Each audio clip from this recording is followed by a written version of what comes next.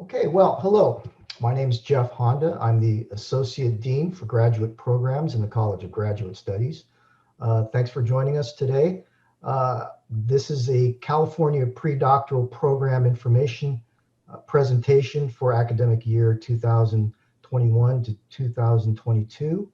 Um, I have the pleasure of being with three people today. So would the three of you be so kind as to introduce yourselves right now?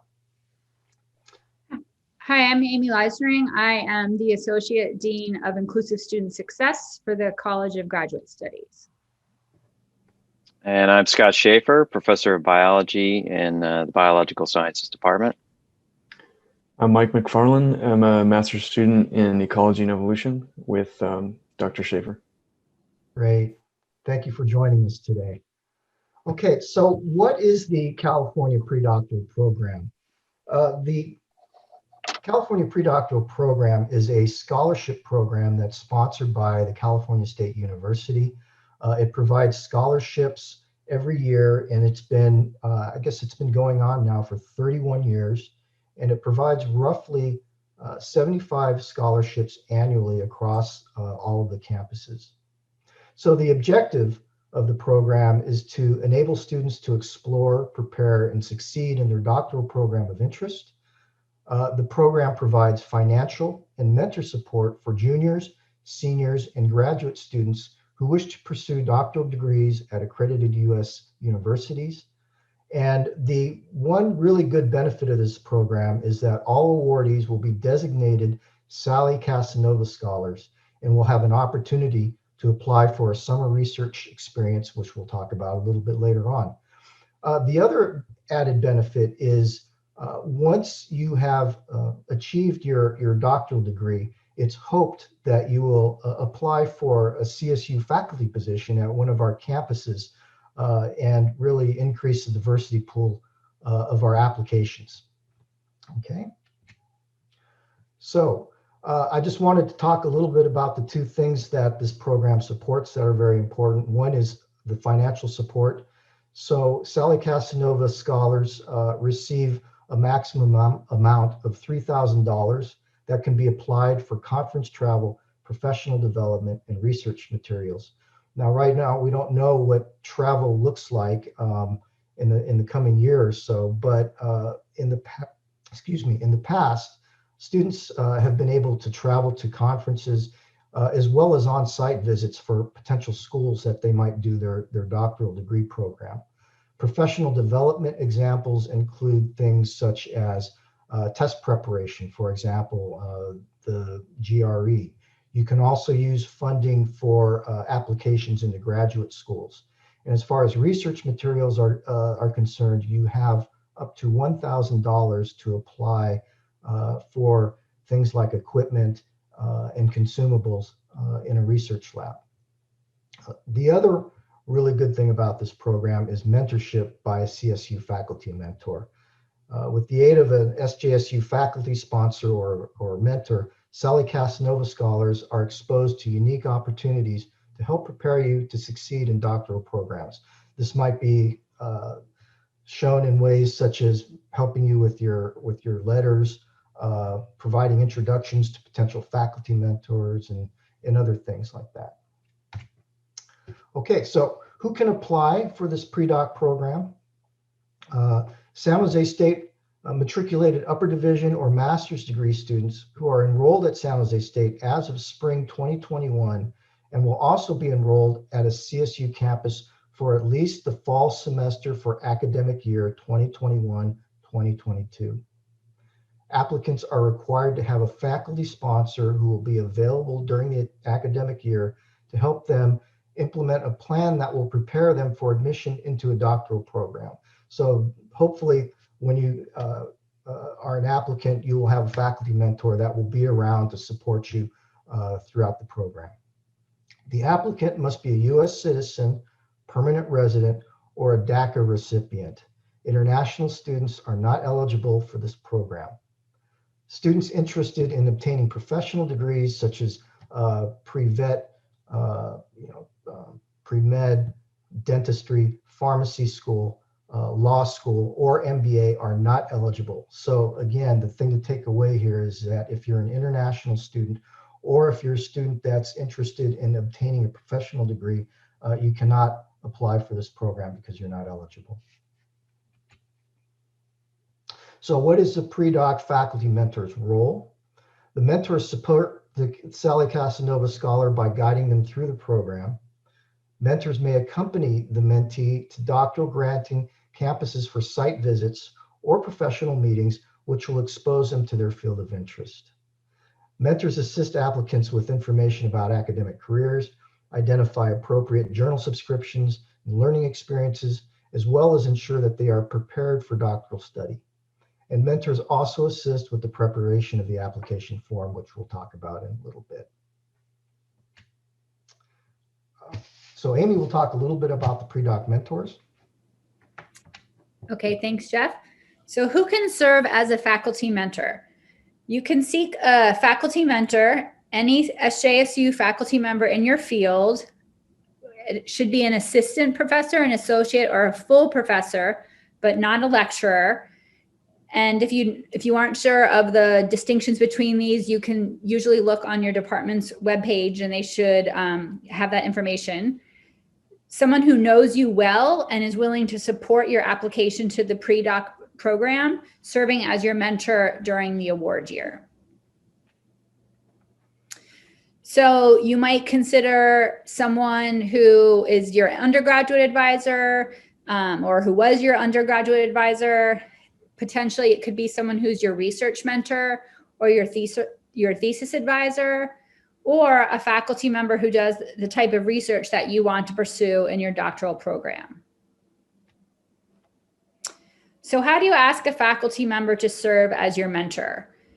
You should visit a faculty member during their office hours or send them a brief email, making sure to use your SJSU email account. You want to be professional here, so be respectful and use appropriate titles. So for example, address them as doctor or professor. If you don't know them, you should introduce yourself. Tell them what year you are in school, so what's your academic standing. Provide your career and graduate school aspirations. So what do you think you're interested in studying? Briefly mention any relevant courses, what your grades are, your GPA, if relevant, any previous lab experience. And then you might want to provide a CV, a resume, or an unofficial transcript. So then you want to review the faculty member's research and determine what and why it interests you. And you want to be able to explain that to them. And again, this is kind of assuming that you don't know your mentor. There are cases where you would already be familiar with them, but that's not always how it works.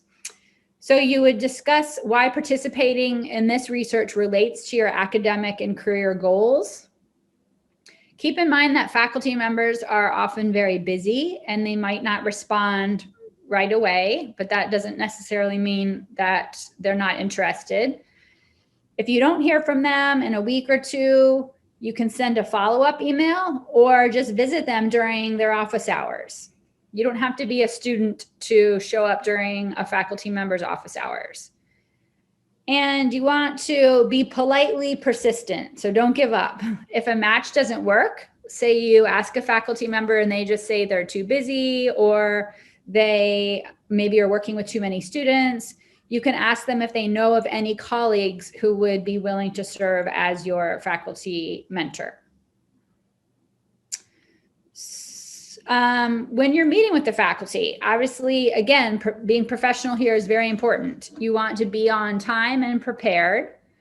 You can bring copies of your resume or CV and your unofficial transcripts if you haven't already sent them to the faculty member. Dress appropriately, listen attentively. So basically, you're trying to show them why they should spend time being a mentor to you. Be ready to discuss your goals and interests regarding your research interests, graduate school and career aspirations. And then you can discuss the expectations. What's the time commitment? Make clear your availability, make clear your intentions for the relationship, and provide information regarding opportunities for the faculty member, which includes funding for supplies and conference travel. So one thing that you should keep in mind is not all faculty members who you might approach know all the details of this program. So you should be prepared, again, to explain to them what this would entail on their behalf. So now we have the opportunity to talk with a mentor and mentee pair who you met at the beginning, Scott and Mike. And I just have a couple of questions for them so you can get some information from someone who's actually going through this process. So Mike, as the mentee, I'm gonna start with you. How did you find out about the program, and what made you decide that you were interested in it? I think I found out about the program through just some of the general emails going out to students. And yeah, I have been considering a PhD or doctoral studies for a while. Saw that there was this opportunity through the CSU system, and looked into it more, then started discussing it with my advisor, Dr. Schaefer. And how did you go about finding your mentor? It sounds like you already had a relationship with him, but could you talk a little bit about that? Yeah, so I've worked with Dr. Schaefer as a master's student for about 2 years, and recently I've been asking or talking to him about my interest in doctoral studies, and then so it kind of was a natural fit. And so it was easy to make that fit with him as a mentor. And what do you think the benefits of this program will be for you? Well, it's already been really helpful just in as an opportunity to take in information about the doctoral application process. There was a lot of things that I didn't understand about searching for schools or the kinds of questions I should be asking, especially when thinking about potentially working as faculty in the future. And since I got the scholarship, there's been a lot of information that's been passed my way that's been really helpful, like graduate fairs and things like that, where there's a lot of information provided about applying, but then also what's expected, and and then especially during the this coronavirus pandemic, kind of how to adapt to the virtual environment. Great, thank you. So Scott, a couple questions for you. First off, had you ever served as a mentor for this program before? No, this is my first experience with Sally Casanova mentee, and so far so good. And what made you decide to agree to work with Mike? Well, I'm in a unique position where Mike was already a graduate student, a master's student in my lab. And so he had expressed an interest in pursuing a doctoral degree. And this was a good opportunity to sort of move him in the direction towards seeking additional advisorships and doctoral programs. And let's say that you didn't already have a relationship with Mike just through your existing research, and someone approached you kind of out of the blue who you didn't know. What do you think you would be looking for in order to agree to work with someone? Well, I think certainly the academic prowess has to be there. But in addition to that, I would say a real determination for pursuing an advanced degree, and a certain level of dedication and maturity that goes along with that, because it's a long road, and you have to be willing to continue going through all the steps to get through the doctoral program. And so, you want to make sure that if you're going to be a mentor for a particular student, that they show those qualities that would ensure some level of success in a doctoral program. Great, thanks. And how do you perceive yourself as benefiting from this program? Well, I enjoy working with the students, and I'm always very interested to see my students go on to a position like I have. And so being able to sort of work more closely with, looking at schools, how to interview, how to approach potential faculty for a doctoral degree is something that I've been able to help Mike with. And so it's just seeing that enrichment, I guess, that Mike is getting from my experience going through the process and all that I think is rewarding for me. And for both of you, is there anything else that you would add, or any advice that you would give candidates who are interested in this program? Go ahead, Mike. I would add, I don't think I mentioned in some of the benefits that I feel like I'm experiencing with it. Just, of course, the funding for research is really helpful for me personally. And then, of course, with graduate applications, things like that.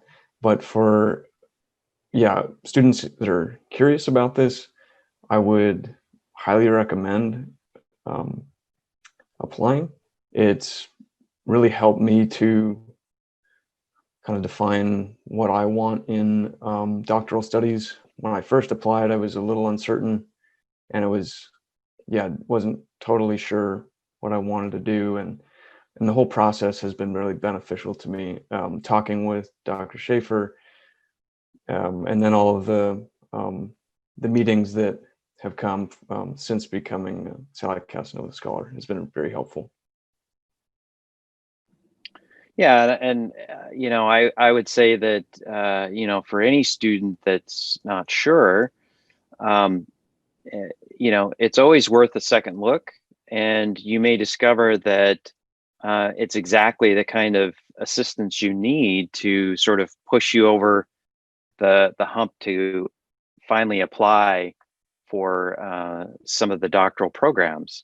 And you get the benefit of talking with people that have been through the process of going through a doctoral program, and so you get firsthand experience that can be relayed to you. So it's definitely something to look into. And of course, the financial assistance is also incredibly helpful, and the additional meetings that you get to attend to find out about the program and find out about what doctoral programs are like. So. Great. Thank you so much to both of you for giving your perspective and feedback and experiences. Okay, talk now about the application guidelines. So in applying for this program, the first thing you need to do is download a PDF version of the packet of the application itself, and the link is right here. But the idea is that you download a packet that's in PDF form, and you work on that as a draft. And then when the final version of the application is due, then you upload the information that you've taken off of that PDF right onto the website at the Chancellor's office, and then submit your application that way. So during that time, you ought to work on your essay prompts while you are seeking a faculty mentor. There are 3 essay prompts that you will be asked to fill out. You should also complete your student budget plan with your faculty mentor, and then submit your application to the Pre-Doc Campus Coordinator, which would be me, at my email address found here. So your application packet should include your general, personal, and educational information sections completed on the application. And again, your PDF form will have all of these kind of areas that you're supposed to fill in. You'll also have a separate form for your student budget plan. There'll be an area for your 3 essays. And there is also a faculty sponsor form that your mentor should fill out. Additionally, you will be required to submit a letter of recommendation from your faculty mentor. This will be essentially uploaded by your faculty mentor to the application packet when notified by the Chancellor's office. And of course, you'll need to submit your transcripts as well. Okay, tips on producing a successful application.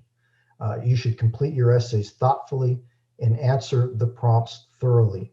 Do not go over the word limit, and there shouldn't be any typos, and I would recommend that you have somebody read it for errors.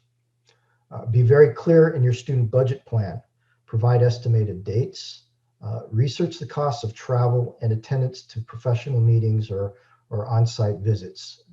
It's very important that your plan be realistic, and it must add up to exactly $3,000.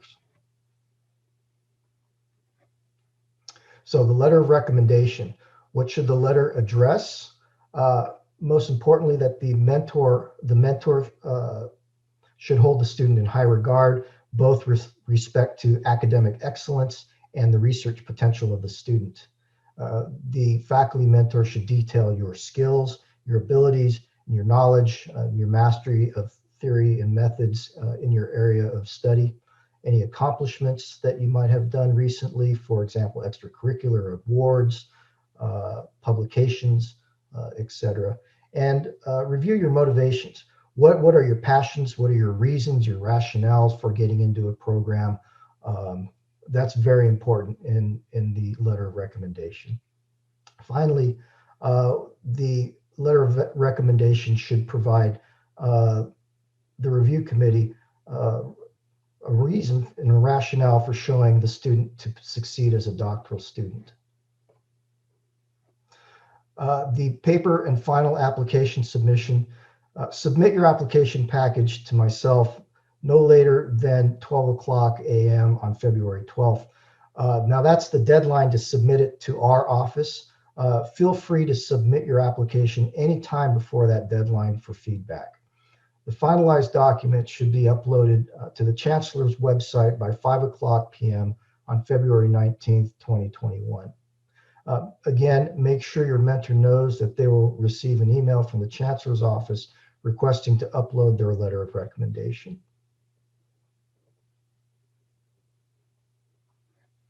So what happens next? The College of Studies will work with you to polish your application package before online submission to the Chancellor's office. We did note that there was a February 12th deadline. Again, the earlier you submit your application in, the more time we will have to work with you. So please consider turning in your application before that February 12th deadline. Also, you cannot submit your application to the Chancellor's office without receiving a code from our office. So please be sure to check with us and let us know that you're going to be submitting an application so we can work with you and provide you that authorization code. Applicants will be selected based on 3 major criteria: potential for success in completing a doctoral program, effectiveness of the student-faculty plan, and a demonstration of economic need and educational hardship. Educational hardship meaning something along the lines that you're a veteran or a first-generation student or something of that nature. Okay. Amy's going to talk a little bit about the summer research experience. Okay. So the summer research experience is available to Sally Casanova scholars who are not admitted into a PhD program for fall 2021 academic year. So it allows scholars to pursue doctoral level research under the guidance of a faculty member at an institution of their choice. Scholars may participate at any accredited doctoral institution within the United States, and an established partnership with UC offer added benefits of enhanced professional development and dorm residency. The costs associated with the summer research experience: travel to and from the institution, room and board, a stipend ranging between $4,000 to $5,000 for 8 to 10 weeks of research. And scholars are not permitted to work elsewhere during this time period. Scholars are primarily responsible for identifying and contacting potential faculty sponsors at the university where they want to conduct their summer research experience. So you'd want to work with your pre-doc advisor and faculty mentor for potential sponsors and institutions. And during the scholarship year, take the opportunity to look at other institutions if you choose to make campus visits. So applications for Sally Casanova Scholars will become available online in November 2021. The deadline for application submission is due sometime in late February 2022 and must go through the CSU Pre-Doctoral program at the Office of the Chancellor. Your CSU faculty member must approve your application as indicated by their signature on the final application, and 3 essays will be required along with application submission. So if you have any questions about anything that we have talked about here, you can contact either Jeff or myself, or our Graduate Studies Associate, Cheryl Cowan. Here's our email addresses, and we will also be having a Q&A where students can come on to a Zoom call and ask questions. And that will be, Jeff, do you remember the date and time? No, I don't. It's on our website at the College of Graduate Studies. And Jeff, unless you have anything else to add, I think that concludes our presentation. Okay, thank you very much.